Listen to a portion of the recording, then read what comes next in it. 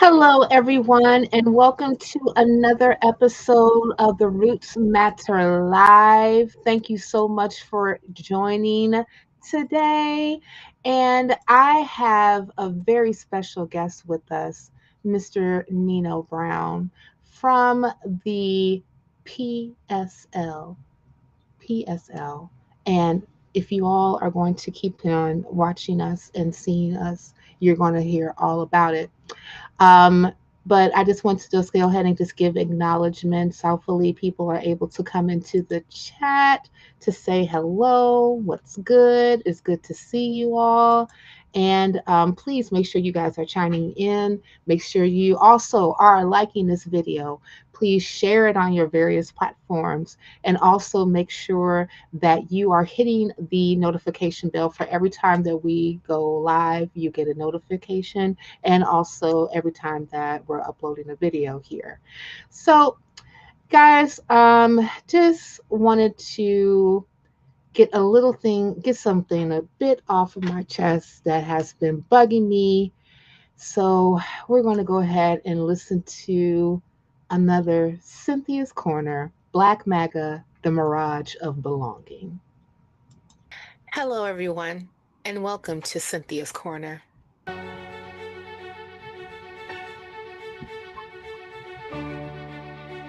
I want to talk about something uncomfortable but necessary. Black MAGA. The people who say they're fed up with the Democratic Party. The people who feel ignored, disrespected, and politically cold-shouldered. That sentiment is real. Black communities have been disappointed with both parties, and there are plenty of reasons for that frustration. But frustration doesn't erase reality. Let's be clear. Black folks have been underserved by Democrats, but MAGA has made it clear they're not trying to serve us at all. Both parties are not the same in how they treat race, how they think about power, and how they relate to Black lives. One fails in policy, and the other fails in humanity. And that's where the danger hides. Take Byron Donalds, a Black Republican congressman and MAGA figure.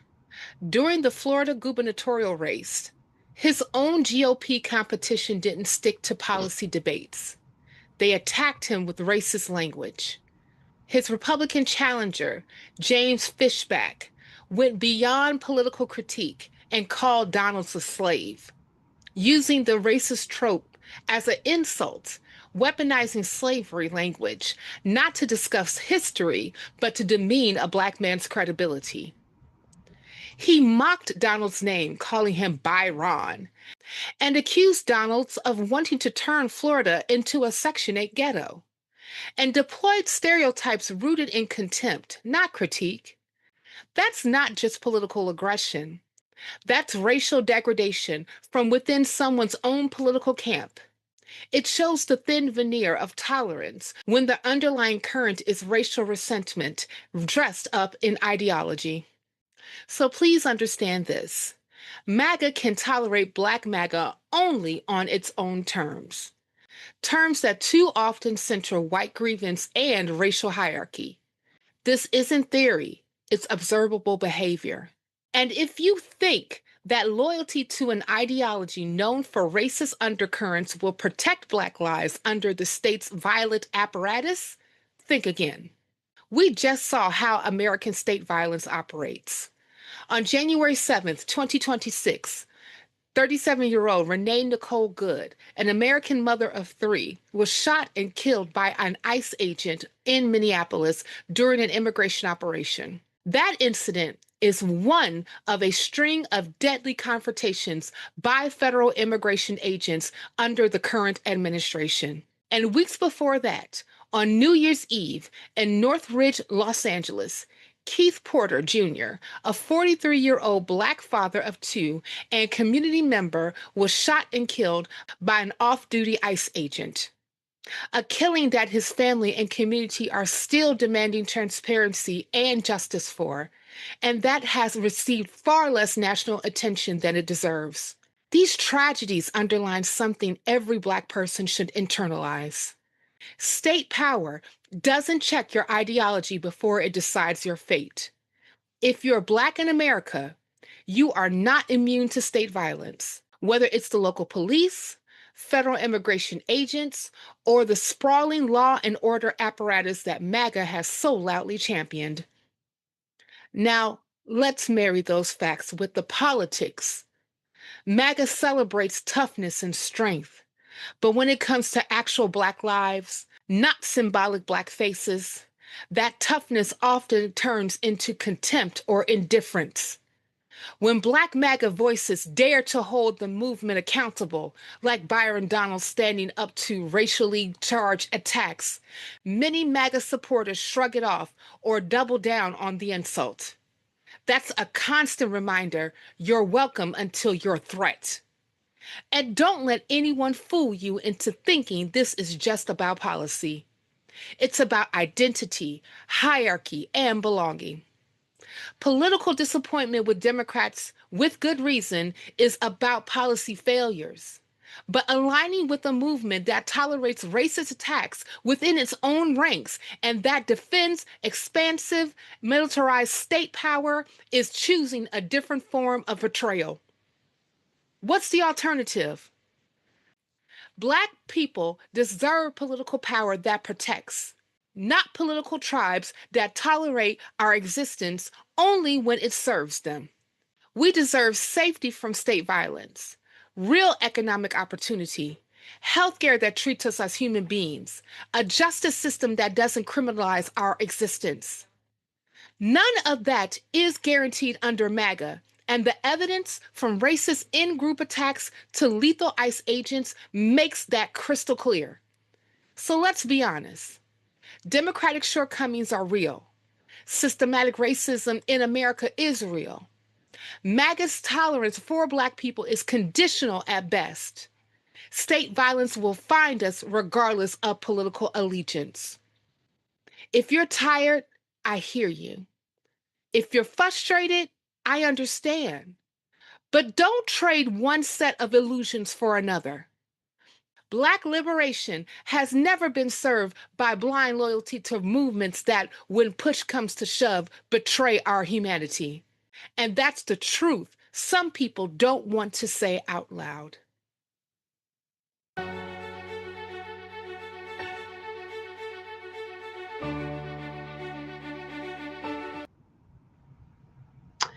All right. Well, we are back and we are going to get into our discussion. Thank you guys again for being able to come in and actually watch with us. So let us go ahead and introduce our guest before we bring him live. So let me talk a little bit more about Nino Brown. So, today on the Roots Matter, we're joined by Nino Brown, a Pan Africanist educator, a revolutionary socialist organizer with the Party for Socialism and Liberation. For over a decade, Nino has been on the front lines organizing against police brutality, imperialist wars, and the capitalist system itself, while working with grassroots organizations like Black Men Build, Pilsons Unidos por Nuestro Orgullo, Healthy Hood, and the Jericho Movement. Nino's work spans global and local struggles, from writing about China's relationship with Africa to socialist revolution labor, immigrant rights, anti-war organizing, Black liberation, and education justice. He is also the editor of the Revolutionary Education, Theory and Practice for Socialist Organizers, a critical resource for those serious about movement building. This is a conversation about power, resistance, and what real liberation work looks like beyond the headlines. Let's get into it. Everyone, please welcome Nino Brown. Hey, fam, how you doing? Doing excellent. Good to see you. Oh, good to see you too. It's been a minute, but I'm so glad that you have joined the Roots Matter because they do. And I was hoping that we can have a serious conversation with a little levity about some of the going on and also the work that you do, if that's cool with you. Definitely, absolutely. Oh, right. Well, let's get into it. So, you describe yourself as a revolutionary socialist organizer. What does that actually mean in practice beyond theory and slogans? So yeah, so PCR. My name is Nino, and I've considered myself a revolutionary now for at least a third of my life. And a revolution, being a revolutionary means quite simply that I'm organizing for a revolution. And what is a revolution? A revolution is a complete fundamental social change where one class is overthrown by another class. So if you think of feudalism, there used to be a system of kings and queens that had the so-called divine right ordained by God, allegedly, to rule, and that class was overthrown by another class, the middle class, the bourgeois, the petty bourgeois. And now we're under their system where capital and capital accumulation and corporations, their rights are put over people. So once we overthrow that system where working class people are put into political, economic, and social power, we have a revolution. So basically, a revolutionary, their goal is to accomplish that goal, and it looks very different in a thousand and one ways. It may look like political education. It may look like organizing your neighbors, organizing your coworkers. It may look like creating independent, autonomous structures. It may look like protesting against police brutality, because every single issue that we experience, that we are oppressed by, has a connection to capitalism, to the division of society into the 1% and the vast majority of us who have to work in order to survive, as opposed to just accumulating wealth from owning and property, as opposed to actually having to work, right? Mhm. Uh, so, yeah. Well, I'm glad that you brought up capitalism because that kind of leads me into my next question. So, many people say, including me, that capitalism actually has failed Black communities. You argue it's working exactly as designed. Can you break that down for us? Yeah, so I think that's a great question. A lot of people think that capitalism means having money, or capitalism means having markets. Markets predate capitalism. People have always exchanged goods and labor. So capitalism is not a market, but capitalism is the reason that my last name is Brown, right? Capitalism is the reason that we have Africans in this hemisphere of the globe, is because capitalism needed labor to exploit, to super exploit, almost to the point where, I mean, they did kill many of us Mm. to lay the foundation of capitalism. So I argue that, I mean, and W.B. Du Bois and some other Black American radicals and revolutionaries have said that a system cannot fail a people who it was not designed to protect. You Mm. know, we had to fight for this system or this country to recognize us as citizens, even though their own documents say that if you're born in this country, you're a citizen. But Hmm. we had to fight for all of our rights, even though they're Yeah. supposed to be guaranteed to us. So I think that it hasn't failed. I Hmm. think it's doing exactly what it's supposed to do, which is to create a pool of needy people in order Hmm. to exploit their labor to continue to make super profits for a very few amount of people. Yeah, I agree with that. It's you need an exploitive class in order for capitalism to survive. And that exploitive class of people were Africans that were brought over here. I know that people would like to say 1619, but we were actually bringing over Africans before that, where they worked this labor, where there was forced labor, and we basically built the the the back. What I'm sorry, let me get it together. It's basically what Paul Robeson said: on the backs of my people were built the wealth, the primary wealth of this country.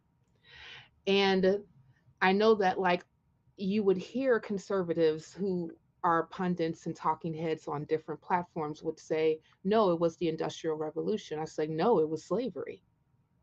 It was absolutely slavery. And slavery is not something that has stopped. Yeah, And even though that we would say, oh, but we had the 13th Amendment that abolished slavery, but then you ended up having convict leasing, hmm, which still goes on today. You still continue to have exploitative labor. in order to make big corporations richer, to keep the divide between working people, and to keep the system going that only works for a few at the top. It doesn't work for the rest of us at the bottom. Hmm. So I know that you also organize, and you just brought it up previously about organizing against police terror, which is almost goes, well, not almost, it does go hand in hand in order for you to keep the masses in a certain pocket in order for you to control them. Even like, we think about modern day policing came out of slave patrols. Hmm. But we we really want to see the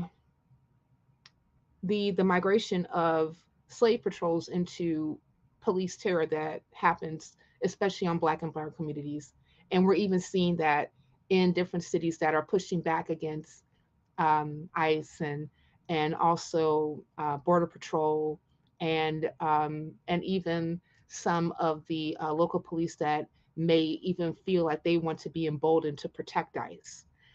Um, so I know that there have been efforts, and I say that loosely, about reformation. And we even saw a bunch of people screaming about police reform, especially after the murder of George Floyd in Minneapolis. But they keep failing. They keep failing. And then we keep on going back to the same thing over and over again. So, what does real accountability look like when we're talking about police and its whole thing about protecting constituency or supposedly protecting constituency? Yeah, I think that's an excellent question, and a couple points to build on what you were saying. I mean, we all saw George Floyd get murdered on camera, and it took the largest protest movement in the history of the United States, right? I think it was some 35 million people were protesting in the in the summer of 2020, Yep. but also in 60 different countries. Yeah. In Japan and Korea, they had solidarity protests with what was happening in the United States. So they did all that to do what? To just lock up one police officer for, a couple of years. Yeah. So you have to think about, how do you actually build accountability when it takes so much tumult and upheaval just to have one police officer go to jail for something that we all saw on camera Yeah. and it's recorded. So obviously, as a revolutionary, I'm not against reforms because some of these reforms do impact people's daily lives, right? Hmm. But so you can't reform a fundamentally corrupt system when they say that it's just a couple of bad apples. Well, actually, they don't know the full statement. It's a couple of bad apples spoil the whole bunch, right? Yes. Yes. And the whole bunch is spoiled. If and at the fundamentally, the police are an institution to uphold the law. And if the law is unjust, if the law is biased, if the law is unfair, it doesn't matter. The police have to uphold that. So, and we know the law is not a measure of morality because it was against the law for me to for Black people to get an education. It was Right. against the law for many things that are Hmm. now, legal or just in the dustbin of history.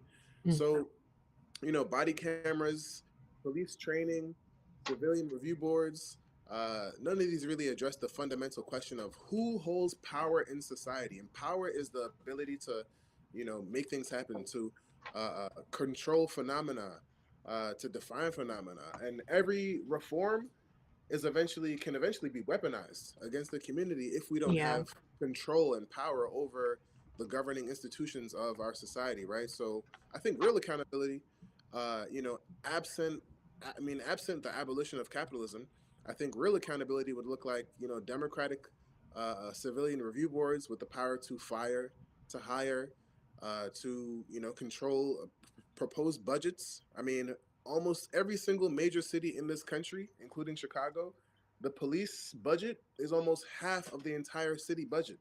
So you Oh, have, over half last time yeah, I checked. Yeah. you know, And then social services is like a little bit of 1 or 2%. education. I mean, I'm an educator, and Mm-hmm. only 35% of high school seniors in this country are graduating at grade level. And when it comes to mathematics, Mm-hmm. and that's not a, but the police, they continue to get more and more money. So I think real accountability looks like community control. I would say divesting from the police.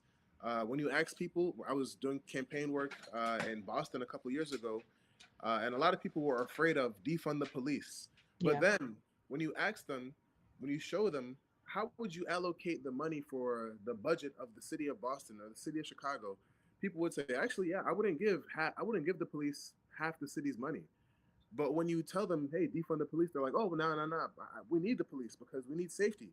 But Right. safety is not a gun knocking armed racists, armed sexist, armed people who are trained in a tradition of white supremacy. That's not safety. Right. Safety means control, power. It means governing ourselves, and I think real accountability has to happen with those things. Mm. Yeah, I hear that. I mean, I know that like there was a push to do reforms around community policing, basically activating people within your area as your safety net on your own, even to the point where you would have actual police officers that are working or doing a beat live in that area that they are supposed to be doing the beat in. It's interesting how a lot of people who happen to be in communities that you and I are in don't look like they don't all and they don't often feel that they're part of a collective with us and they act accordingly. I can remember after that whole incident happened and before you saw like these mass protests getting like stopped by the police over a very small thing. I think I got stopped because like my headlight was out. And it was two white cops that pulled me over and I almost ended up in a panic attack even though that I had all the record the requested documents that they wanted. They wanted my license, they wanted my insurance. I had it. But that didn't that didn't help Philando Castile, Yeah, you know. And now that these SS officers that are in this regime are now talking about that you have to carry papers with you, like carry a birth certificate, carry a passport, and the majority of Americans don't even have passports. So so what does that mean? To me, that sounds like the same thing that slaves had to do yeah, or ex-slaves had or freed people were doing in order for them not to be caught up in a slave patrol or with a bounty hunter. And it didn't always save them.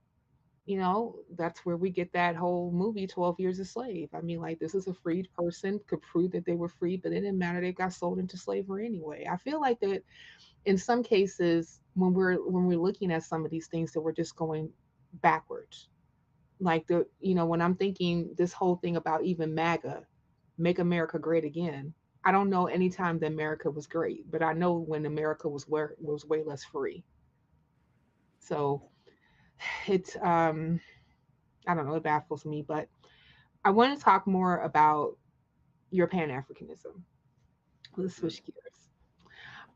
So I know that you are a Pan Africanist and you connect with the diaspora. Um, how do you connect Pan Africanism with modern socialist organizing in the United States?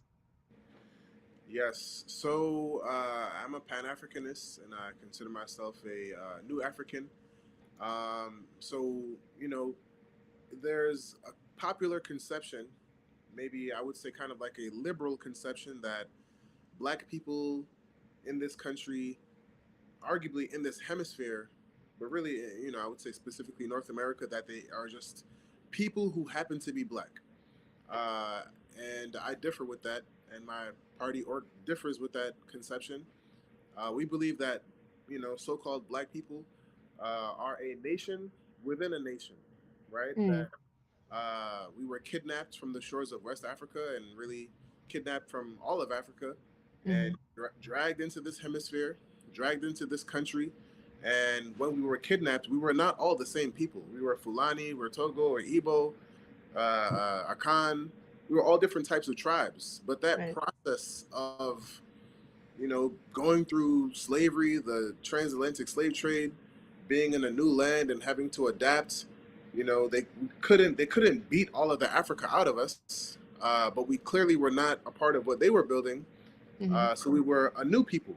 We were no longer just Africans in the old sense. We were a new Africans in a sense. So uh, if you look at people who are Black American today, so called, I mean they probably have various different African tribal ancestry.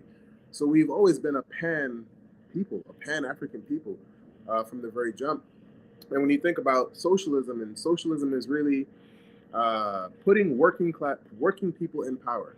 And who has been brought to this? Who in this country are the foremost working people? I mean, we were brought here to work. We are the working class. Yeah, we You know, are. We are. uh, when Brandon Johnson at the No Kings rally mentioned that his ancestors led the greatest general strike in U.S. history, that was the thing that broke the back of the Confederacy. Mm-hmm. Many labor scholars, white, don't look at the whole history of slavery as labor history and captured, imprisoned labor, right? Mm-hmm. Control labor, and that because of that slave labor political economy, because of that slave labor labor history, it shapes our labor code today, which is why the United States has lowest union density. We don't carry out general strikes. People are competing with the race to bottom. Mm-hmm. So for me, the Pan African question is it's a labor question. It's a question of, really, do we want to win? Because we have now continental Africans, people whose ancestors were colonized on the continent, Mm-hmm. and some people whose ancestors were colonized on this continent. Some people's ancestors who were colonized in the Caribbean, who came from Africa. So really, Pan Africanism at its most radical is historically anti-imperialist, pro-socialist. Black liberation can't be separated from liberation of African people anywhere in the world. I mean, Mm-hmm. at the height of Black political activity, when we have been our most dangerous, is when we disidentify with the empire and identify with everyday people across the Mm. world. The Black Panthers did it. Dr. King did it. Malcolm X did it when he traveled to Africa and saw that actually we can't just think of this as a narrow Black American question. There are people, I mean, in 60 countries all over the world, they had protests during 2020 in solidarity with us, right? So the oppressed people of the world want to see us win, and we have Mm-hmm. to recognize that we have a common interest. So, I think that uh, if socialism means working class people are in charge and Mm-hmm. black people were brought here to be workers, then to me the highest expression of Black political power is socialism and vice versa, which is why Mm. we're the party for socialism and liberation. Right. You need socialism, but you need Black liberation, and Mm. you can't have Black liberation without socialism, and you can't have socialism without Black liberation. So the two are co-constitutive, and we try not to. We don't fall into the race versus class. It's always race and class. Mm. It has to be. That's just the way that the history of this country is formed. Mm-hmm. And I'll end with this because Pan Africanism. There's Dr. Umar and people who identify as Pan Africanists. I consider them to be like man Africanists, where their Mm-hmm. Pan Africanism stops at Black men. It doesn't Yeah. include Black queer people. It doesn't include really Black women. It's gender normative, which is very European actually. Yeah. Uh, so I think we have to think about ourselves as a global people. Like Mm-hmm. people all over the world are waiting for Black people to wake up in this country and take down this empire. Mm. Almost difficult to do when we're only 13% of the population, but I feel you. I feel you. But there are other ways in order for organizing, and also pushing forward the ideology of Black liberation forward in order for that to happen. I had a question about the myth about socialism or Black liberation, but before I do that, I wanted to ask you about um, movements that center um, the the identity of the Black American versus the diaspora. I know that, like, back in the day, you had American descendants of slavery. You also have, foundational Black American, um, and so on and so forth, where they are looking more so as making, like, Black Americans, African Americans, those who descend from chattel slavery, et cetera, et cetera, et cetera, more insular and separated in order for them to have like an identity of who they are as a people here in the United States, versus really looking forward to being, I don't know if I can say in solidarity with, but as a part of the diaspora. What are your thoughts about that? I mean, I think that I have similar conception, as Dr. King and Malcolm X. Dr. King said, I fear that I'm integrating my people into a burning house Mm-hmm. towards the end of his life. And Malcolm X said, there is no dream. It's a nightmare. I don't look at myself as an American. I'm a victim of an Americanism. He, Mm-hmm. I identify as one of the 22 million, uh, uh, so-called second-class citizens. You can't. Second-class citizenship is a myth. It's either you're free or you're a slave. You can't be a little bit pregnant, right? It's either this or that. And I think that when we see this shift to identify with your captors, I mean, it's a form of Stockholm syndrome to Mm, identify with the people and the government which still has not paid you reparations, right? I yeah. would never identify with. I mean, if America paid reparations, maybe you might identify with them, but they haven't. So I'm not going to identify with people who have not only made immense wealth off of our ancestors' backs, but Hmm. are still treating us as second class citizens. And like I said, we have been our most powerful when we recognize that we are a international people, right? Hmm. Our people come from, our people have been dispersed all over the world, and it may seem like a weakness, but now we are in the bellies and the beasts, bellies of the beast. We are in the veins and arteries of these centers of capitalism, Hmm. right? So I think to disidentify ourselves with other people who are in similar boats and have similar, histories of colonized peoples, I think Hmm. is to weaken ourselves. We make a better case, we make a stronger movement, a better argument. We're more powerful when we identify commonalities of people who are on the same side of the equation. Hmm. Mexicans got half the. I mean, this country stole Mexico. There's Puerto Ricans. There's Native Americans. There are, Palestinians and Arabs who are being facing genocide. Right. There are people who want to see us win. So I think on the question of, like, the American descendants and foundational Black Americans, what have you, if you look at who we are, who Hmm. we we are, and we were a pan ethnic people. Hmm. When we come here, we say we're just, I hate this term, just Black, because when you look at the so-called just Black, it's like, oh, you're actually Igbo, oh, you're actually Akan, or oh, if you trace your ancestry, you're actually this, the other thing other than just, quote unquote, just Black. But I think the reason we have things like ADOS and Foundational Black America, what have you, is because after the Civil Rights Movement, after the Black Power era, after the government killed and assassinated a lot of our leaders and violently repressed our movement and co-opted a lot of our, terminologies, Black politics took a nosedive. Black Yeah. politics was almost ignored. So I can see the reasonable feelings that it feels like we've been ignored over other, identity groups or identity groupings. Uh, Hmm. but I would really challenge those folks to study like Black radical history, because Mm. the more radical, the more deeper you get into actually like real Black history, the more you see the connections to the world, to the Philippines, to Mexico. When they send Black people to Korea, the Koreans were saying, "Why are you fighting us? You don't even have rights in your country." When they sent us to Vietnam, we made connections there. We have Black people who stayed in Vietnam and stayed in China. You know, so I We don't. taught Asian countries how to make fried chicken. I mean, come on. We did. Black I mean, GI soldiers did. we also taught them how to dance as well. I mean, it's a Hmm. Korea and Japan and what have you. They're doing Memphis. They're doing dances from Memphis, Tennessee, in Korea Yeah. right Yeah. now. You Yeah. know, so I think we don't really gain anything from narrowing our scope and cutting off like would be allies because Hmm. they can't win by themselves either. They Hmm. may win recognition, but recognition is not power. Um, Yeah. so yeah. Yeah.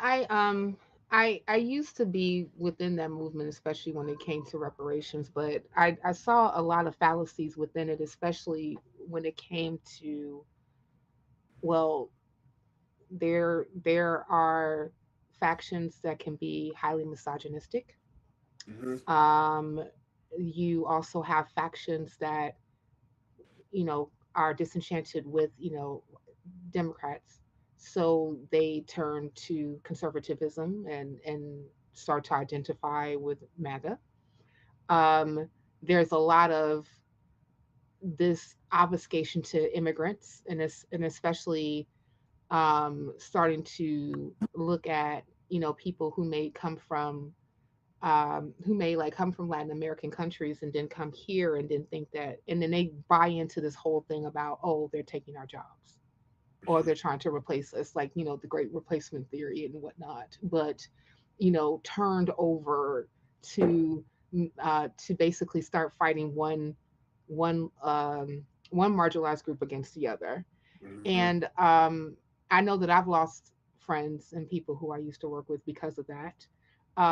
Because I would say that, that this obfuscating and scapegoating to immigrants is the oldest trick in the book, right? Hmm. Yep. This is something that has been done in other countries as well, in order for those who are in power to make you basically stop saying who you gonna believe, me or your lying eyes, right? Like they're basically scapegoating to, well, your problems are these people, not necessarily us who are making policies that oppress you, Yep. you know. And and I know that, like, I would also hear about, oh, well, you have people that comes from the continent that make fun of African Americans. I say, yeah, and African Americans made fun of people that came from the continent. I mean, but don't necessarily, but in actuality, it's not going to negate that. Just what was it, like a week ago, Hmm. that this regime bombed Nigeria, was bombing Yeah. certain areas in Nigeria, To wanted see. to go, yeah, wanted to go because of Christians being tortured or what have you. So they make it up an excuse in order for them, and basically using the same. Uh, the real reason is like, well, we want to go in there, we want to take in guns ablazing. Ain't that what 45, 47 said? Yep. He want to go but guns ablazing in there, and also said, I heard that there's a lot of oil. There's a lot of oil. There's a Hmm. lot of oil in those regions. And I mean, the same reasons why, you basically did an illegal kidnapping of a sovereign nation's leader here. I mean, it's basically the same coin. But yeah, I feel you. I think that it made me, change positions on a lot of different things, especially when I had to go back to, but you are a child of an immigrant. You are a child of a person who came here seeking betterment, education, etc., etc., and that's the reason why you exist. So how can you completely separate yourself from immigrants when a lot of them, when it's the basic same story of people who actually bought into the quote unquote American dream, and given opportunity, they will feel the wrath of white supremacy in the aftermath when it suits it. Hmm. So there's not much difference as far as, like, these people versus those people. We're still feeling the weight of this of the oppression that has been placed upon us, and a lot of it, and like you even mentioned up before, it's by design. I mean, they've even done it to other Europeans. Yeah, You know, Italians were considered the N words of Europe, sure were. uh, as Irish people, as well as Polish people. It's a tried and true tactic. They will Hmm. use it against anybody. Yeah, You know, they have used it against themselves. That's what Hitler did, right? yeah. So I think that absolutely spot on. You know, Well, let's go back to liberation and socialism. Yes. So, for people who are new to these ideas, because, like, oftentimes when you hear socialism, like, everybody thinks communism, red, red China, red Russia, Soviet Union, Yavol. No, Yavol, that's actually not Russian, that's German, my bad. But, they think of, governments where it is designed to be oppressive, and they basically hoard everything at the top, right? Hoard everything within government resource in the government coffers, and give you a little bit of this, a little bit of that. But that's not real socialism. So I would love for you to really talk about some of the biggest myths that have been taught by socialism and also Black liberation. Yeah, so I mean, I'm glad we're talking about this because first off, I want to give props to Asada Shakur. Rest in power. She famously said that you can't really count on those who are oppressing you to give you the education to liberate yourself. So, Right. uh, like, we don't allow the enemy to tell us who the enemy is. The people who kidnapped us, gunned us down, haven't doled out reparations, allow the black maternal death to be what it is. I mean, they allow this, and they're Yeah. telling that, well, socialism is the bad guy, is the enemy. Hmm. When people think of socialism, and socialism isn't some foreign conception. Right. It has deep roots in the United States, right? Um, if you look at the things that are being eviscerated today, Social Security, Hmm. Medicaid, healthcare, right? Medicaid, uh, uh, the other social safety nets and welfare programs, SNAP. These are things that were fought for by socialists and communists and radicals in the 1920s and 30s and 40s.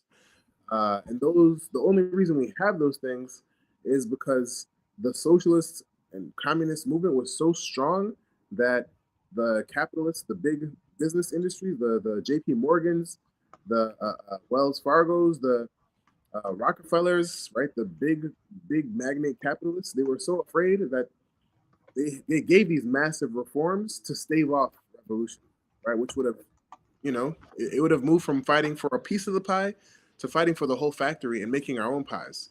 So when you Mm. think of socialism, people think, oh, China, Soviet Union, Venezuela. But actually, we should be thinking Dr. King, Langston Hughes, Frida Kahlo, Albert Einstein, Fred Hampton, Helen Keller, right? There's a deep socialist history in this country. Zohan Mamdani, who just won won the mayorship in New York City. Right. I mean, he's a democratic socialist. It was, derisively, they call these socialists, quote unquote, sewer socialists. If you haven't heard the term, you can look it up. Sewer socialists. The Mm. reason that they have this, now it's a derisive term.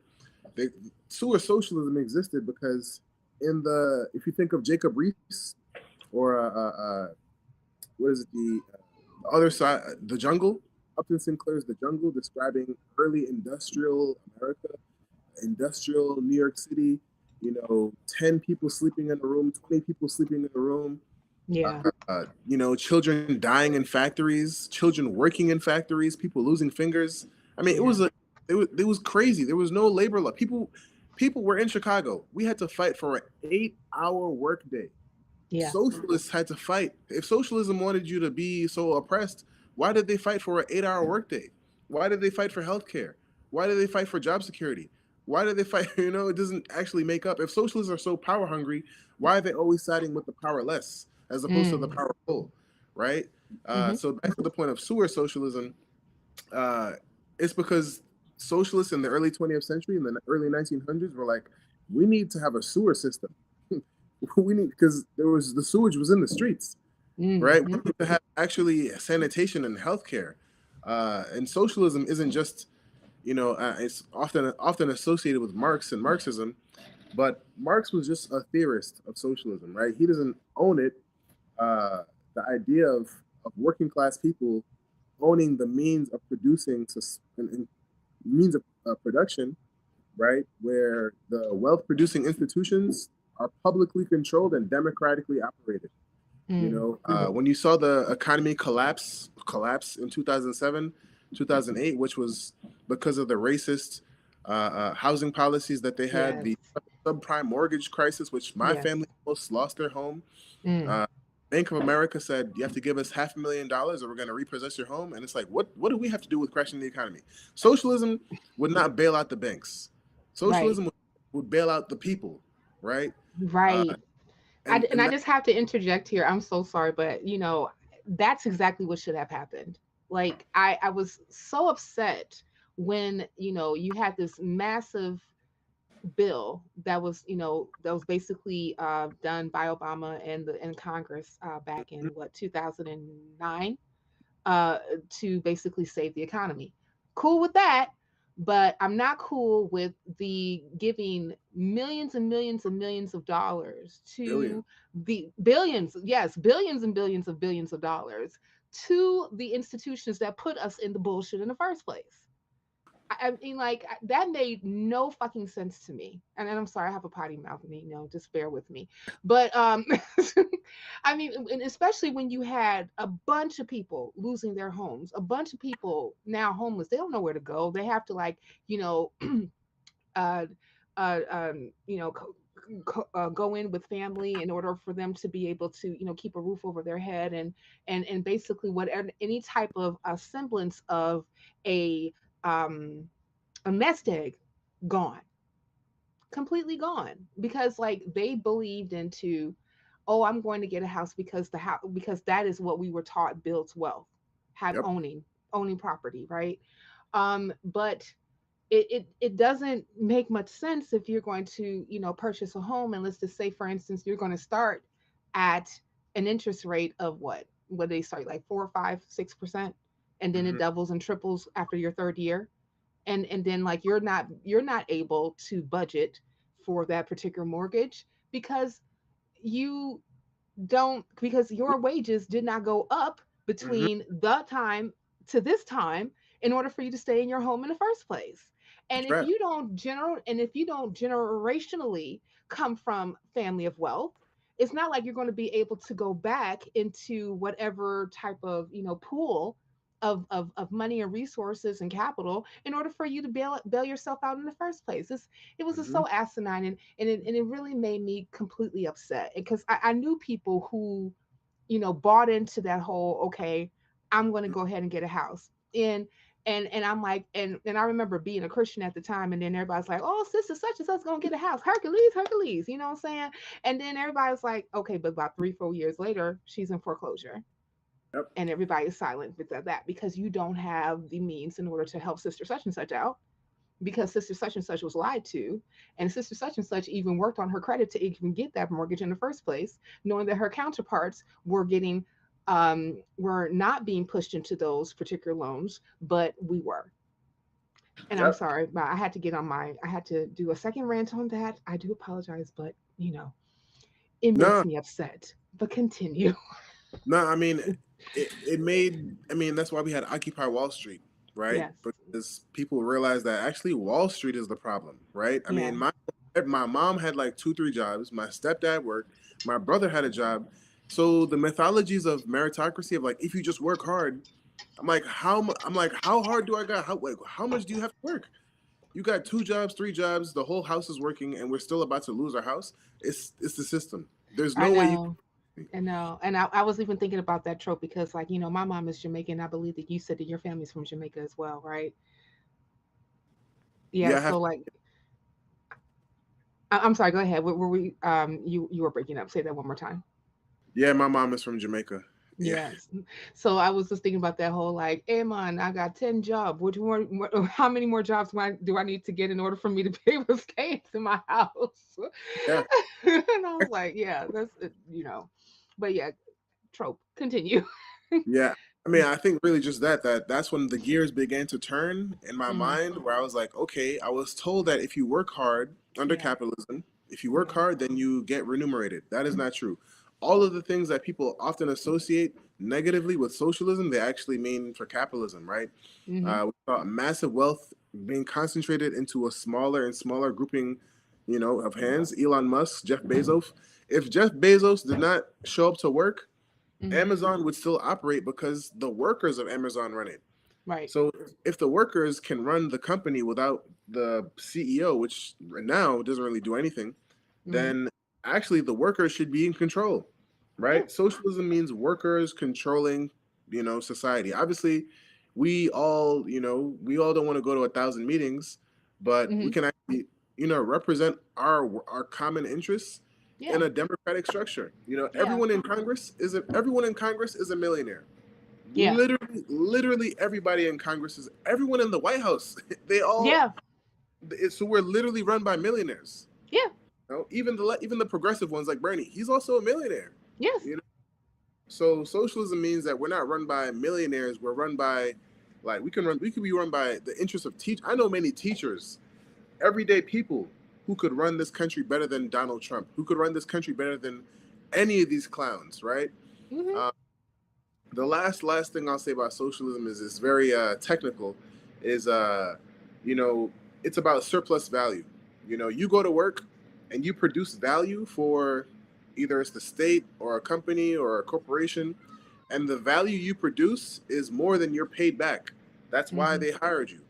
Under Right. socialism, the value that we produce would be collectively controlled and owned, and we could democratically decide, well, where do we want to put our money, right? Yeah. We're not asked, do you want to kidnap the president of Venezuela? Nobody, we didn't vote on that. Nope. You know, we were No. not. Nobody asked us. Well, do you want to uh, invest in oil as opposed to green energy? Like Yeah. there are many questions about society that we are just simply that are not put up to a vote that we're not asked. Yeah. So socialism would mean uh, a democratic, actually radical democratic, where people are actually involved as Hmm. opposed to just like represented by someone else. Like we could represent ourselves. Yeah. Uh, and so on. I personally don't believe that millionaires and billionaires should even exist. I really don't. I in the very reason is what you were just talking about. Because when you even look at the face of Congress and you're looking at the people who are representing us, they're not going to be voting on what's best for you at the bottom.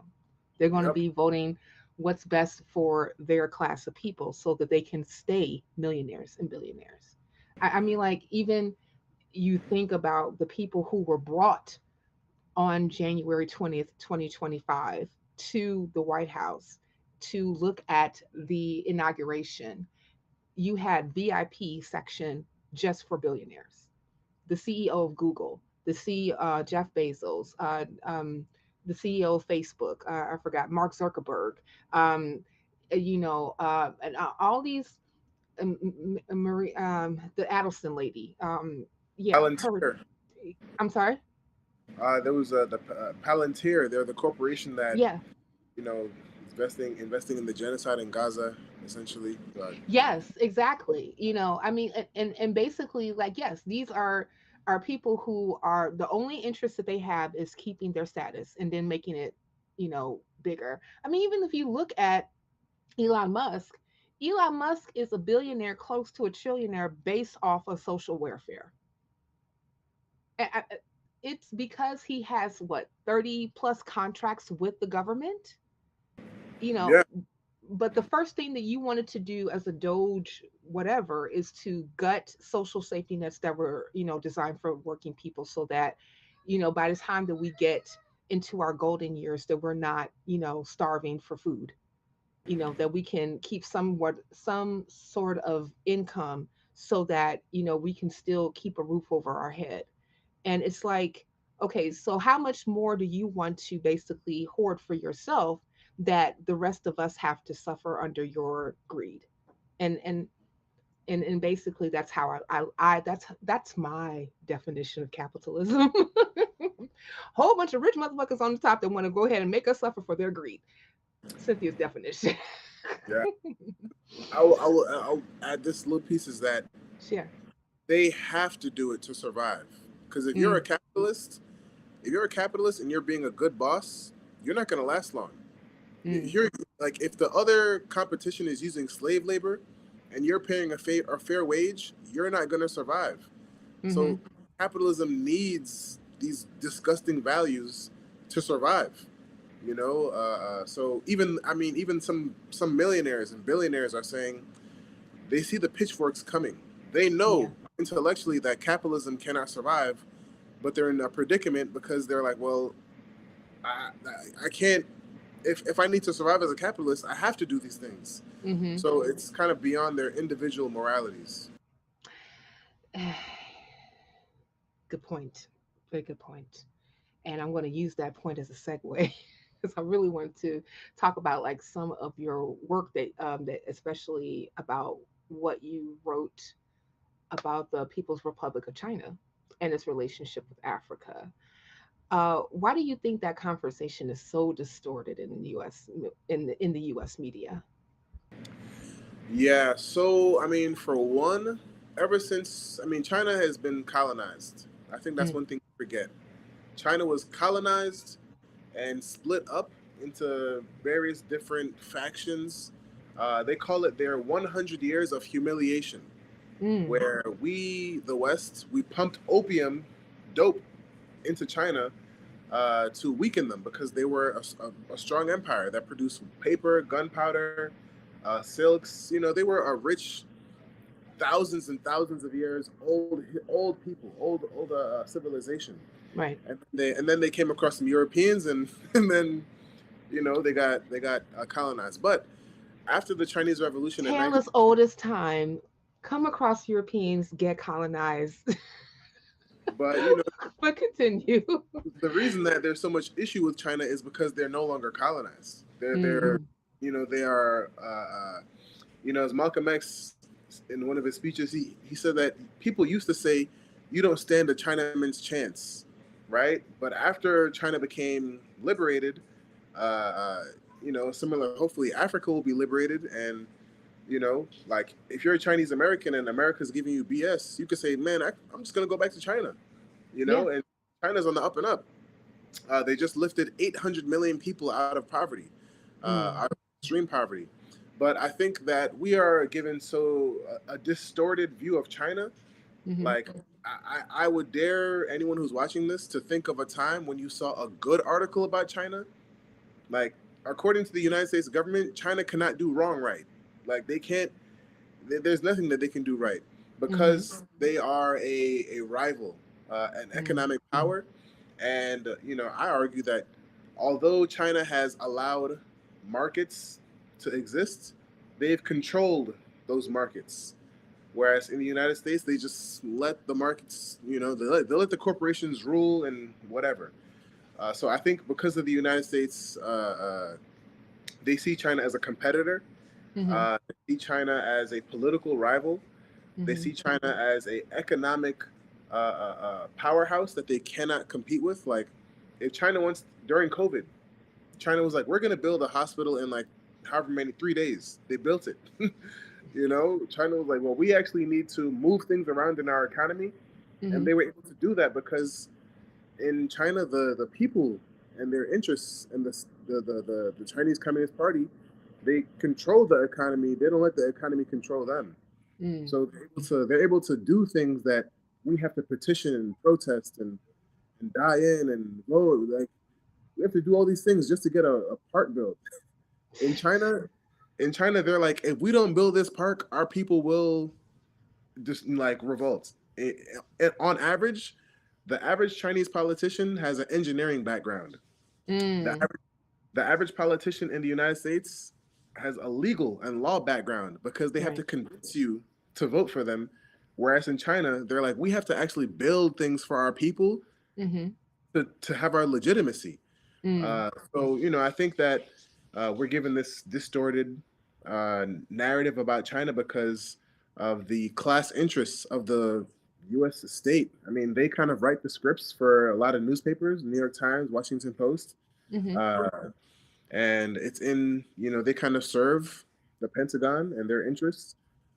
So they it's a part of Trump's national security strategy. It's a part of Biden's, and so on and so on. It was actually under Obama Mm-hmm. that had the pivot to Asia because China was allowed to rise peacefully. Now they're like a middle income country.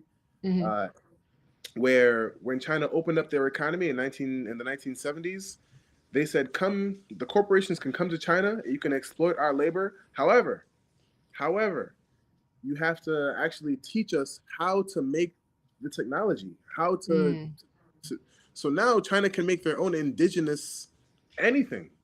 They're Mm-hmm. like, we don't need Amazon. We have Alibaba. We don't need Gap. We have Chinese. They actually have their own. So the brain drain is reversing.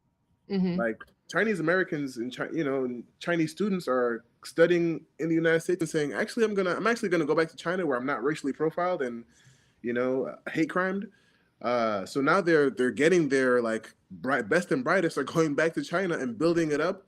So now there's an alternative that small countries like Jamaica or any country, even Mm-hmm. European countries, Canada, Mm-hmm. European countries are saying we can have better economic relationships with China because they're fair businessmen, Mm-hmm. whereas the United States they're not fair businessmen. They will sell you dry, Mm. even if you are a European country, you Mm-hmm. know. Mm. So yeah, yeah.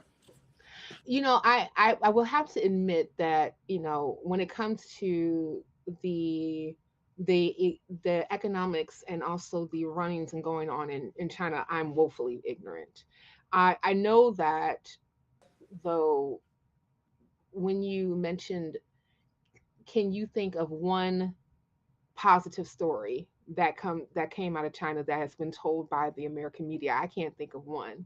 Matter of fact, shout out to the chat. I see that there's some people who were part of my old podcast mates where we talked about a lot of um, bad things that happen because of religion.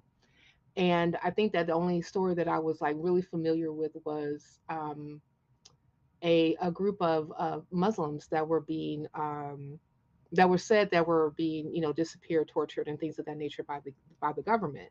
And but the only source that we were able to use in order for that to be is this a thing or not was U.S. media. Hmm. And here's the thing, and if people want to say, oh well, they're torturing their their faith communities who happen to be Muslim. I said, well, shit, they do that here. Uh, I They do. mean, I mean, I'm just saying, like, I'm not saying it's like or good or bad or indifferent. Like I said, like I only know what I've read, but but when I just think about like the inception of this country was based off of the English Christian land owning man. And any person who was not an English Christian land owning man were pushed aside and used for the purpose of the English Christian land owning man.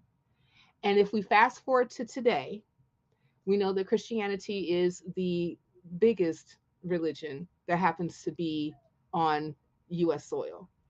mhm, And there's always this talk about, well, our country was founded by Christians, ergo it's a Christian nation. And that therefore gives us the credence in order for us to denigrate other faiths that happen to be not Christian. mhm, And of course, like the other thing that is associated with Islam is brown people. So we have not only, a an othering of people because they happen to be of this faith, but we can also other you because you happen to be not white. So in my eyes, I'm just looking at it as I know that the communist state is, mostly secular, but we were supposed to be too. Yeah. This is supposed to be a secular nation. It's not supposed to be it based on any type of faith whatsoever. That goes against the Establishment Clause. That's the First Amendment in the Constitution. Mm-hmm. So but at the same time, even though like you can condemn maybe like some practices that there may be going on that you may or may not necessarily completely be aware of, but I think it's pretty um, I think it's pretty okay to say that because we don't particularly care for arrival, and we never did, and America at its core is an imperialist nation and want to take over every damn thing, and Yeah. especially it's just like 45, 47 is just saying the quiet part out loud. Yeah. you know it it would make sense in order in some cases to spin stories to make your arrival look as bad as possible. Exactly. They paint you black. I mean, China has lifted 800 million people out of extreme poverty. Almost a billion people are no longer in extreme poverty. You would think, I mean, that's the largest in world history.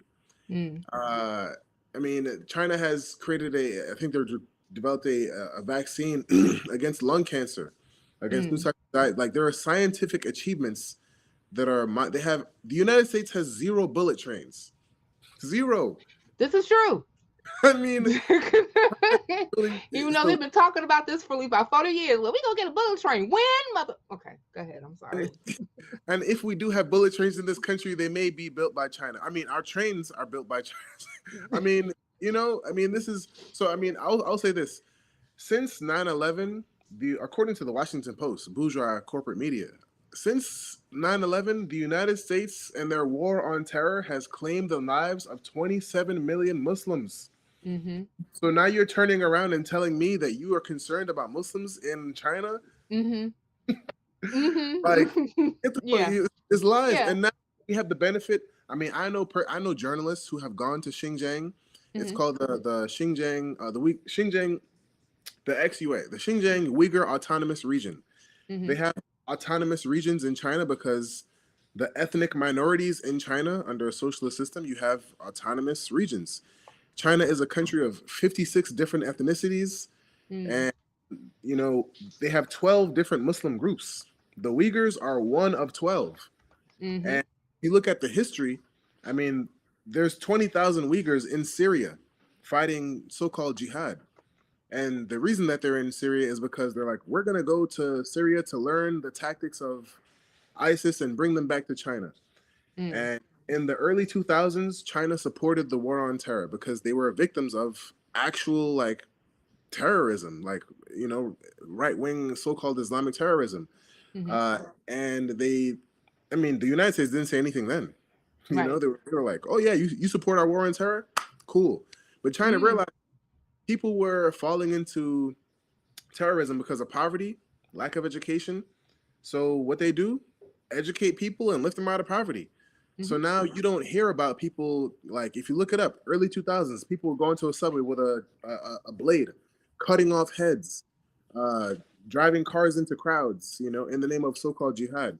Mm-hmm. Uh, how did the United States respond? They killed 27 million Muslims, destroyed Syria, just committed a genocide in Lebanon and in Palestine. I mean, China has not done that. So they have to come up with a tale, a mythology, Mm-hmm. which comes from a single source, Adrian Zenz. He's a Christian right-wing fundamentalist who said that it is his God-given role to recolonize China and turn them into Christians. And Mm. he is the source of this like Uyghur genocide mythology because they say that there's 1 to 3 million people who have been genocided. I mean, only maybe 5% of the Palestinian population has been genocided, uh, uh, and only 5. You would think that if China was carrying this out, that it would be, I don't know, like it'd be massive. And Yeah. in fact, Especially since they have such a large population of people. yeah, and in fact, Muslim countries have sent delegations to China to check the Palestinian Authority, which they're like, maybe they'll represent the Palestinians, but independent Muslim majority countries have gone to China Mm-hmm. and said, "Oh, y'all are educating people and lifting them out of poverty as anti-terrorism work. Mm-hmm. That's great." Same thing Mm-hmm. about Brandon Johnson. Like, how do you stop crime? Well, you invest in jobs, but that doesn't mean the demonization of young black people doesn't stop, right? Like, Right. it happens. So I Right. think sometimes we understand these concepts domestically, Mm-hmm. but I'm like, if they're lying about you in this country, saying, "Oh, self-defense," "Oh, they're black people, the young black people are taking over the city. We have to lock." If they're lying at home, they're lying abroad. You Yeah. know? Yeah. Yeah. Yes. Like I said, who you gonna believe, me or your lying eyes? That's what America be. America is. Oh goodness, an abuser. Uh, but I think that you brought up a fair point concerning we can see these things about how we should fix things domestically, but don't necessarily always equate them to that's something that can be done globally, right? um I think of there's a few Chinese influencers that I follow, and there's this one lady I follow. Her name is Rose. She's originally from Uganda, and she married a Chinese man that happened to live in rural China. And him and his brothers talk a lot about how they were in poverty as children, like a lot of poverty, but now they're living um, a more sustained and healthy life, to the point where you know they're actually able to mechanize their farms and sell their wares and their goods in order for them to feed their families. They're able to even join the global stage and become influencers themselves on YouTube and other platforms in order for them to make money. um, she and herself is able to support her family that's in Uganda because of the opportunities that she's able to glean being in China, right? And I even remember, saying this is like a long time ago, because like I was believing those myths myself. But see, this is why you got to leave echo chambers, and sometimes you got to get to the point where you can be, deconverted from Christian propaganda. That I did not want to go to China, but the more that I was looking at these influencers, I was like, "Gee, that looks like a very beautiful side of country. I think I want to go." And and even like when I was with another outfit of people. Um, in in Chicago, as a social worker, I had a lot of clients from China, and let me tell you something, some of them were some of the most warmest, friendliest, nicest people that I ever met in my life. And I know that my mom would come to me sometimes and say, "I think you missed that part of that job, don't you?" I said, "Yeah, I do." I do. I really do. But I want to go back to this whole thing about structures that Yes. can be revamped in order for us to be able to really change the outlook of communities that have been oppressed for so long. And you mentioned two things.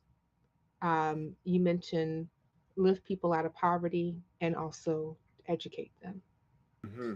And especially since we are seeing a massive brain drain, especially with a lot of these slaps on different countries from allowing, people to come to the United States to immigrate, who oftentimes would bring their expertise with them to make us better.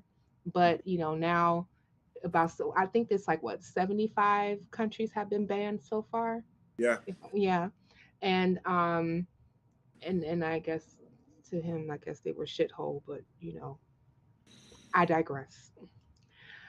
But talk more about how those institutions specifically about really investing into poor people and then really educating would make a difference in a lot of the societal structures that we are seeing today that could be very oppressive to people. Yeah, I would say that as an educator, I've worked in with high school students, middle school students, elementary school students, um, educate, and also I will say to talk about the roots. I mean, the reason we have public education in this country is because Black people fought for it. After the Civil War, after during Radical Reconstruction, which I think every Black person should study Black Reconstruction. Yes. The 12 years of this country's history where I'm actually semi proud of, Yeah. because we created a Freedmen's Bureau, Yep. which was the basic pre-social safety net. Yep. I mean, there were places where there was like maybe a dozen schools. I don't have the exact numbers, but and then at the end of Reconstruction, there were thousands of schools. Yes. There were policies around you need to own land to vote. Black people got rid of that. White people even benefited. There were public schools that were instituted. White people benefited from, right? Yeah. Everyone benefited from them. And the reason was because if you don't have education, you're not going anywhere, right? When we, as a socialist, I would say without political education today, that's the media literacy, and so on that we really need today, because there's so much information, but without a touchstone of knowledge, of truth, of wisdom, of scientific inquiry, like how do you think critically and verify something? Yes. Because that's taught. That is absolutely taught. You can't. You don't inherit critical thinking and skepticism. That's something that's taught to you. And I know that that's one of the main reasons why we have such a fight against education right now, because once you actually teach critical thinking and skepticism in a proper way, then they can go ahead and see through your bullshit and be able to fight back in a proper manner. But please continue. But also you can't unteach critical thinking. Yes. James Baldwin, like once, I think Cesar Chavez said, once your mind has been awakened to something, you can't like unawaken it. Once you see oppression, I mean, you can try to like just go through a process of self-denial, right? But once your mind expands, it's hard to really get it to contract. Right. You can be beat, and slaves. Once enslaved Black people heard about the Haitian Revolution, they were like, what? They did what? Your mind's not going to go back to, oh, I'm just going to stay on this plantation. You're like, oh, hell no. No. So, That's right. I think that, political education is so important. Education is so important in this period because, well, one, there's a so-called re-industrialization where, they're trying to re-industrialize the country. I don't think it's going to work. But as a part of that process of re-industrialization, you need dumb workers who do not question you. So you need to defund education so that people come out less equipped to question you, right? And it's mainly happening in the Deep South because that's where the taxes are, the least for these corporations. Yes. As we know, as the South goes, so goes the nation. Yes. So political education is self-defense. It's a counterweight. It's your immune system, right? Because the worst type of illiterate in the future is going to be the political illiterate. You're not going to lose your job to AI. You might lose your job to someone who knows how to use AI better than you. So I think, as an organizer, I think political education, it has to be your backbone because that's how you have movements that succeed. Yeah. Not movements about individual leaders, where, okay, Dr. King dies. I mean, Malcolm X, before he was assassinated, created a liberation school, but, he was assassinated. The Black Panther Party, they were setting up schools. Yes. A lot of them, I mean, every revolution is about education. If you look at Cuba, in Cuba, they made a revolution in 1959. The first task was they created education brigades of young people, 14 to 21. And they went into the countryside and taught people how to read and write. And I'm like, well, if you are a dictator, why would you want your people to learn how to read and write? Wouldn't you want them to be illiterate? It just doesn't make any sense, right? Right. So, I'll end with this. I think I believe as Paulo Freire, is a Brazilian educator taught landless peasants how to read and write. We have to read the word so that we can read the world, right? Mm. Mm-hmm. If the world is becoming more and more our classroom, and I mean, I think that we actually have to take that seriously and not just metaphorically. Yeah. All these terms, we're global citizens until we're not, right? Like what? Right, right, right. We're global thinkers until it's about our narrow block issues. So I think we Mm-hmm. have to begin to take these metaphors as real, like life or death things in a global time, in a global era. Mm-hmm. Nice. Yes, I agree with you, and we actually have a question that's coming from the chat. If you are up for that.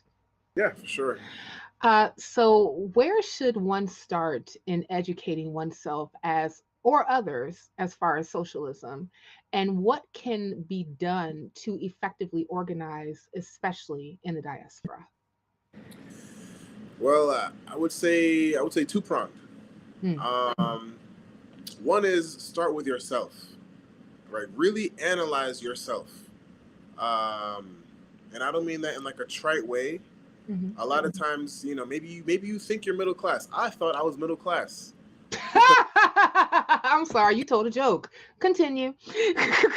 you know obviously black middle class just means you got two parents and they got jobs.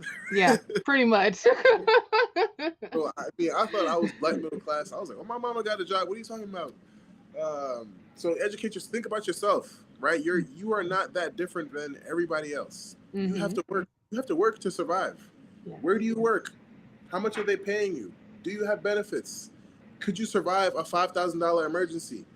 Like think about your own condition, like really, and don't blame yourself and say, well, it's because I didn't do this, or because I dropped out of college, or because I absent of that. What are your conditions? Secondly, um, maybe it's do like get in touch with America. Like, Mm. what I mean by that is, I mean, we had to fight for an 8-hour day. How did Social Security come about? You know, Hmm. there's actually a radical. I mean, James Baldwin says, he loves America and that's why he fights for it and critiques it, Yes. because the more you dig into what is America, you're like, wow, this happened here. Yeah. What? Yeah. It was what? Huh? This happened? Hmm. Hmm. Um, so really get in touch with like I mean, I would say I don't want to be overly promotional, but I wrote a book, Revolutionary Education, Theory and Practice of Socialist Organizers. It's on a website, Liberation School, which is an online educational website. There's videos, there's study guides. Hmm. There's a whole history of socialism in this country, from Langston Hughes to Frida Kahlo to Helen Keller to Albert Einstein to many others that Hmm. I think you have to tap into. So know yourself and really try to study like American history from below. You know, Hmm. not from above, where Abraham Lincoln freed the slaves. Study, W.E.B. Du Bois, Fred Hmm. Hampton, Huey P. Newton, Angela Davis, Assata Shakur.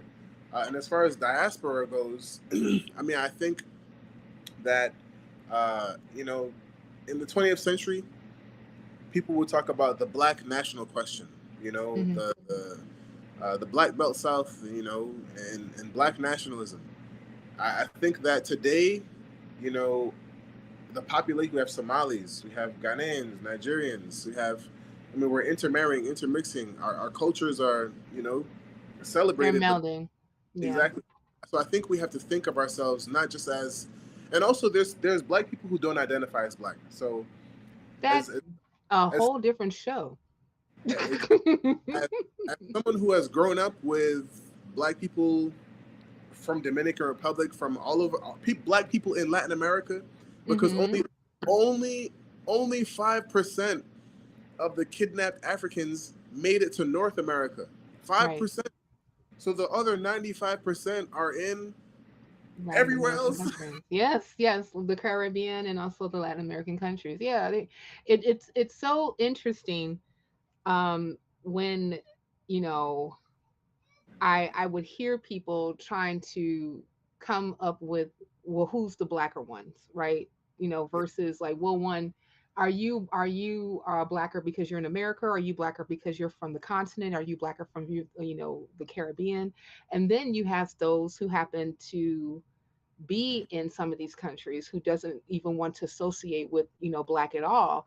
And I personally think it's because of a Stockholm syndrome. I think it's a lot of PTSD, especially when it comes with the weight that comes with identifying as black, and such a painful sordid history all through, not just in North America, throughout the entire Americans in the Caribbean. um but I think but I do believe it's like so important. And I'm so glad that you brought up political education and why it's important for you to have it. Is because you need to, there's lots of questions on why are things the way that they are. Mm. And the thing that they're actively trying to do, especially here, is to sever historical lessons, especially from African American history, right? Because one, African American history is American history, and two, period, full stop. And two, you will start to learn the foundations of America and how America operates when you actually study history, right? And then you won't just leave it at, oh, but Lincoln was such a good guy because he freed the slaves. And you may not know that he wasn't even trying to free the slaves at first. He was kind of forced into it because all the Union soldiers like, hey, these like slaves are keep on coming to our camps, we don't know what to do with them. And it was people like Frederick Douglass and that were pushing for, then let them fight and free Yeah. them, you know. And well, what about we send them back to Africa? They's like, they haven't been in the continent for a year. Why would you? But regardless, I mean, he made a impassionate plea to say like their freedom is locked into this war just as much as you trying to put the union back together. Yeah. And they were losing Yeah. before the ex-slaves will start to fight for the union. So you know it's I mean, it gives you a sense of pride and mhm. agency Yeah, because, and also a sense that these problems are not new because, like, there was no, there could be no labor movement when you have enslaved labor because right, you can't compete with enslaved labor. right. So after slavery ends, then you see the birth of unions, Mhm. So, and also I'll say this: um, at the same time that we were doing that in Mhm. France, there was the Paris Commune. The first Mm. time that working people tried to take power and try to build socialism or what have you. It was a little too early. So, Mhm. if you think about it internationally, uh, like we were causing reverberations. Like they were afraid. I mean, I study Marx, and I've heard this. What does Marx have to do with black people? I mean, Karl Marx was writing letters to Abraham Lincoln saying that like the Civil War has to become a war to end slavery, or America will not continue as America. Mhm. Right? Like we forget that Karl Marx and Frederick Douglass lived at the same time. Yeah, yeah, exactly. Everyone likes to, say that they weren't necessarily contemporaries, but they absolutely were. Yeah. So yeah, and I mean like, and even like when you look at socialistic ideas, and I would definitely say that I yeah, I'm a socialist. um that and I would say that was um when I divorced myself from religion is when I also divorced myself from capitalism, and I started to adopt that ideology more so than anything else, because I really do believe in the power of the people. But regardless of that, Mhm. I also really, look at Black people, not just here, but all over the world, and basically how when we were more so socialists in the way that we governed ourselves, we thrived. Yeah. When we started to adopt, white supremacy ideologies, especially when it came to capitalism, that Hmm. that that killed us. And because like then we were starting to see that this whole dream about, like, millionaires and billionaires and becoming that, and that's going to be the thing that's going to uplift Black people out of, poverty and oppression, is a fallacy. That's not. And the reason being is because the government in of itself will choose who wins and who loses, and the government is always going to pick the people who they want to see win. Hmm. And it's never been us, ever. It's always been on the backs of us and other marginalized people, that they want to basically build their gilded castles and their gilded cages. It's not necessarily because they want to share the wealth with us. So it's kind of like we have to turn this whole thing upside down in order Absolutely. for us to, be able to thrive as a people. And um and and before I can continue to get on a soapbox, because I, as you can see, I can, but I'm going to get off of it for a moment, because there was another question in the chat, and then I wanted you to talk more about your organization and how people can learn more about you, and also, PSL. And did I say the right? Party for Socialism and Liberation. Yes, ma'am. Great. Um, because and I'm gonna have to get re locked in with you guys. It Because it's it's past time. Put it that way. But this is one of the last questions from the chat. It was a follow up from the one that I asked you previously. Oh, it's for the both of us. Okay, so but I'm going to let you, but you talk first. What are your thoughts on spreading free thought amidst genocides like Sudan, Black leaders selling out the AU, and what about other opportunities for 2026? Um, I think free thought. Well, I'll say this. Um, at one point in time, I identified as like a free thinker, so-called free thinker. I no longer identify as a so-called free thinker. I think that uh, I'm not sure if free thinkers can really exist in a society where like we are not free. Like we are struggling to think. Like we're not free to think. Like we're Mm, actually struggling to get education. Struggling. Books are being banned, yeah, right? they are. So like, I struggle with that. But I do think that as far as like the AU being sold out in a sense, I think that there were historical um, mistakes that were made in the 20th century, anti-colonial movements. Where nationalism was kind of chosen over internationalism or socialism, right? Where, or as a African revolutionary Amilcar Cabral calls it, flag independence. Yeah, And yeah, my family's from Jamaica. My family's from Jamaica, where we have flag independence, right. where we took down the British flag, put up the Jamaican flag, nothing changed. you Yeah, know, that part right there. Even though, like, Jamaica has a long history of socialism, including, like, my mom would talk about it all the time. But yeah, that's basically what happened. Like, we never really we never really put in the entire work to actually change society so that it could be better. Like the stuff that Bob Marley was saying about, right? Because we was like, well, we are Jamaicans. I was like, yes, we know, but your people are still hurt. We're still selling out the beaches to corporations for tourism's sake, and now and people who are fishermen can't fish in those areas anymore, so that they can actually make a wage for themselves. Like yeah, everybody has to sell themselves into tourism in order for them to be able to eat.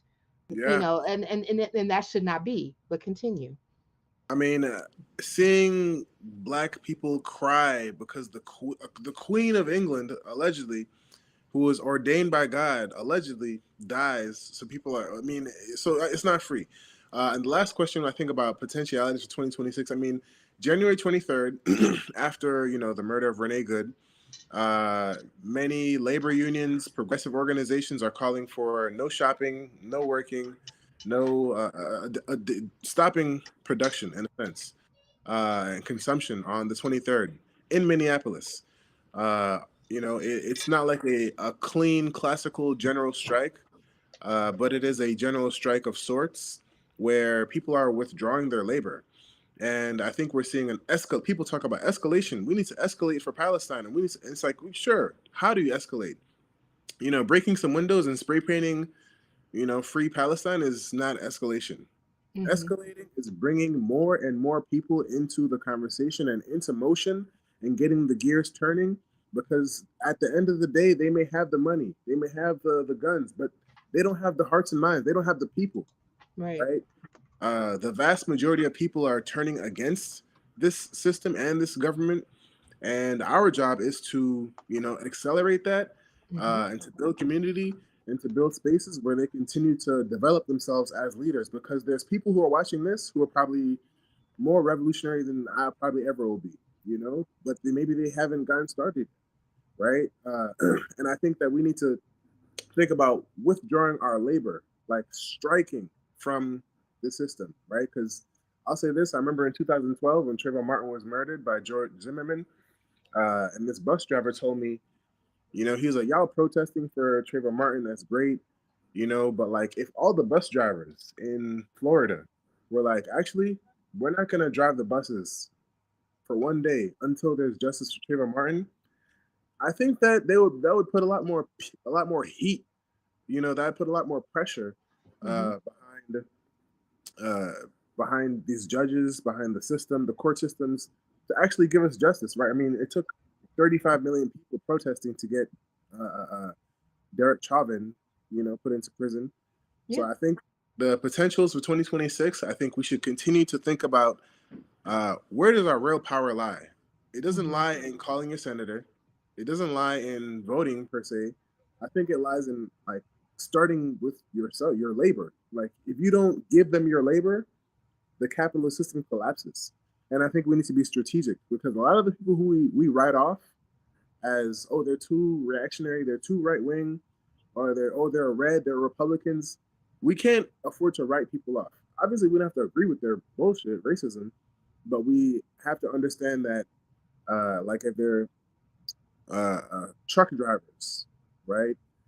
People who are in strategic industries, right? Amazon workers, UPS workers, logistics workers, even teachers. If the teachers strike, then the parents can't take their kids to work, so they probably got to go on strike too. So I think thinking about how we're all, embedded together, and thinking about our labor as our strength, as opposed to like our, not opposed to, maybe in addition to our identity, Mm-hmm. because we can't just say like, well, like the Black Lives Matter movement. I don't know what people think about it, what have you, but I think that these identity-based movements have limitations, Mm-hmm. like just for limitations, because they're based on identity, and identity changes. Mm-hmm. Is a complex thing. Mm-hmm. Well, so if I were to answer that question, I know. I mean, I work with the Freedom from Religion Foundation. I've been on their show Free Thought Matters. I know that I can definitely understand how, like, one can say, like, struggling with that whole notion of what free thought really is. But but one thing I will say is that part of what free thought is not necessarily allowing yourself just to fall into the regular step and fetch type of ideas that have been like force fed to us for years and years and years. And another part of that is to really take the blinders off of your eyes and recognize the flaws that we happen to be dealing with at these particular times in order to keep us in oppressive states. I i, I know for us, like, as far as like identity is concerned, I mean, historically, when Black people organized, and when Black people were basically divorcing themselves from institutions that have like oppressed them, like, we got shit done. Yep. And I would say that I need more of that energy that we had, like, in the civil rights movement and in the Black liberation and the Black power movement, to come back. But it can't just be us, because we're not the only ones um, that have been uh, tools for white supremacy. Even whites have been tools for white supremacy.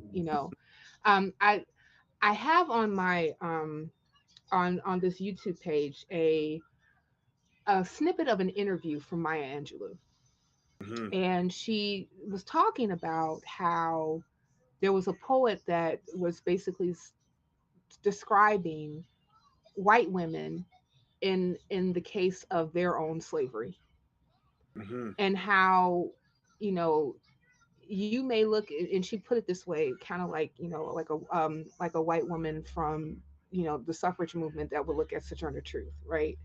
And and think that, well, I'm better because my husband has more money, or I have like this beautiful home, or things of that nature, and my children are, aren't they so milky white skin and so beautiful looking clean?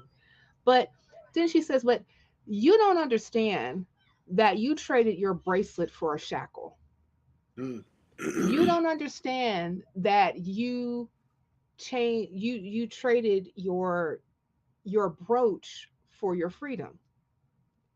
And then he asked her, the interview, he asked her, do you think that, the women's movement is superfluous, or is it necessary? She's like, no, it's absolutely necessary. He said, but what does that mean for black women? She said, not that much.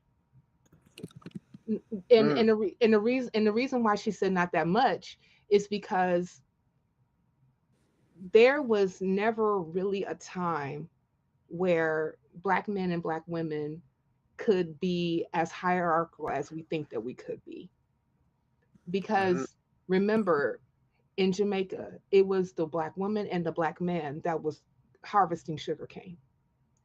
In America, it was the black woman and the black man that was harvesting tobacco, harvesting indigo, harvesting cotton in Mhm. those fields.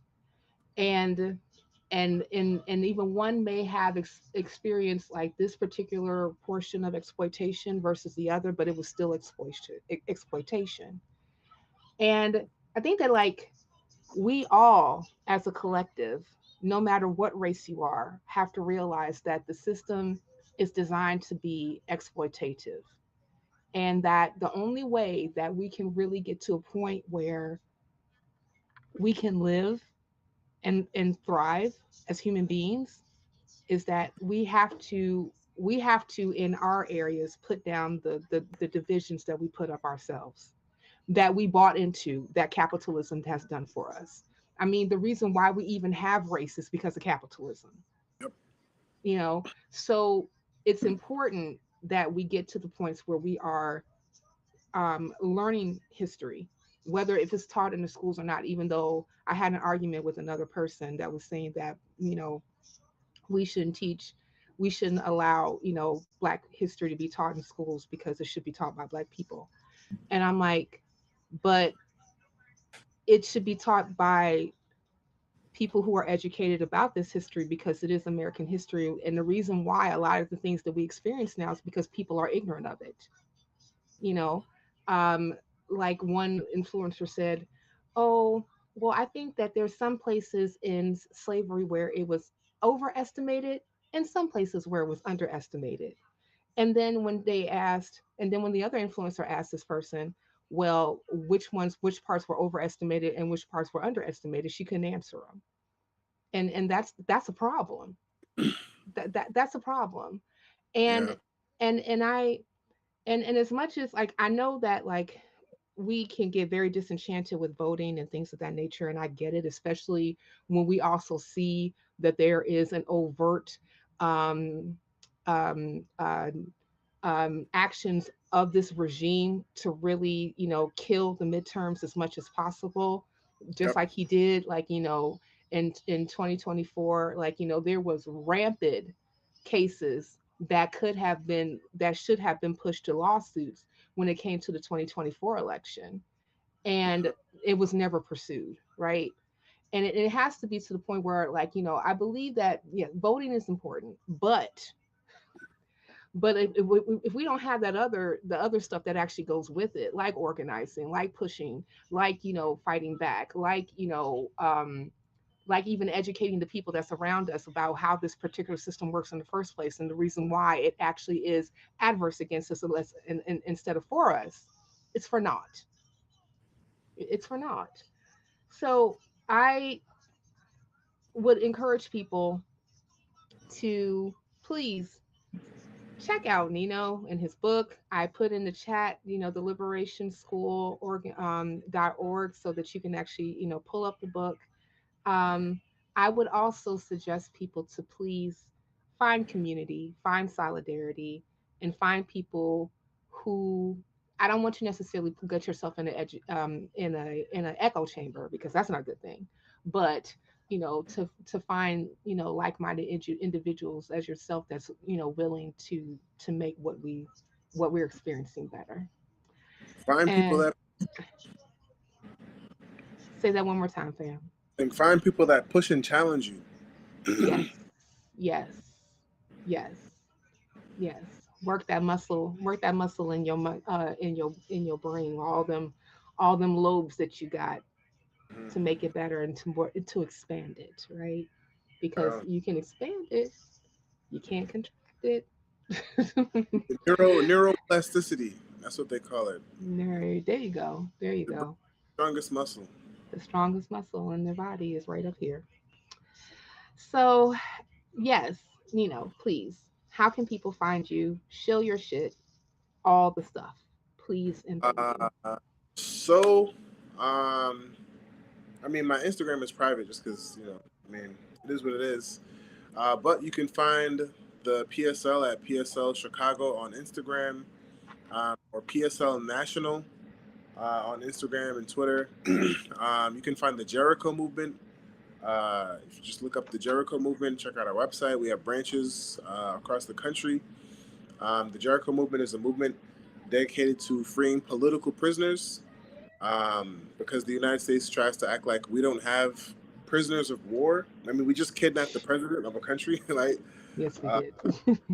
But we have Black Panthers who have been in prison for decades for crimes that they make movies about, like the Fred Hampton movie, where we Hmm. know that the government did it, but yet our people, our veterans, our real veterans of the struggle, are in prison. So you Hmm. can check out Jericho Movement, Jericho Chicago, Black Men Build. I don't have I forget the Instagram handle, but you can look up Black Men Build Chicago. Uh, you can look up Puño Pilsen. It's PUN with an accent mark O. Healthy Hood. I mean, as Cynthia said, like, get involved in community.